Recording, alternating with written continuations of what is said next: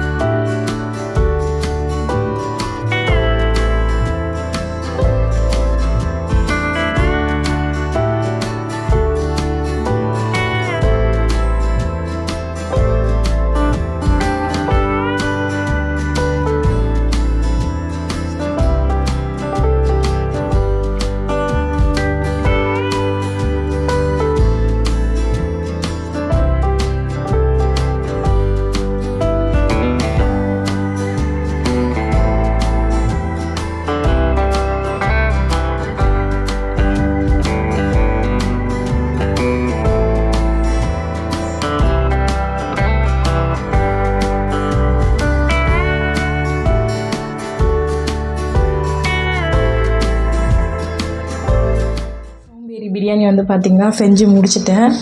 சூப்பராக பார்த்திங்கன்னா கலர்ஃபுல்லாகவும் இருந்தது, நல்லாவும் இருந்துச்சு. நமக்கு உடம்பு முடியல, இந்த மாதிரி நின்று நம்மளால் செய்ய முடியல அப்படின்றப்ப கண்டிப்பாக இதை ட்ரை பண்ணலாம். நல்லா தான் இருக்குது. நான் செஞ்ச சோம்பேறி பிரியாணி உங்களுக்கு பிடிச்சிருக்கான்னு சொல்லுங்கள். பிடிச்சிருந்தா நீங்களும் ட்ரை பண்ணுங்கள். ட்ரை பண்ணிட்டு என்கிட்ட எப்படி இருந்தது அப்படின்னு சொல்லிட்டு சொல்லுங்கள். ட்ரை பண்ணியிருக்கீங்களானும் சொல்லுங்கள். எனக்கு இப்போ தான் தெரியும். இப்போ தான் அந்த ஐடியாவே வந்துச்சு எனக்கு. நல்லா தான் இருக்குது. நான் பண்ண சோம்பேறி பிரியாணி உங்களுக்கு பிடிச்சிருந்தா லைக் பண்ணுங்கள், கமெண்ட் பண்ணுங்கள். எங்கள் சேனல் மறக்காமல் சப்ஸ்கிரைப் பண்ணிவிடுங்க. அப்புறம் அந்த பெல் ஐக்கானையும் கிளிக் பண்ணிக்கோங்க. அப்போ தான் நான் போடுற வீடியோஸ் எல்லாமே உங்களுக்கு நோட்டிஃபிகேஷனாக வரும். தேங்க்ஸ் ஃபார் வாட்சிங். பாய்.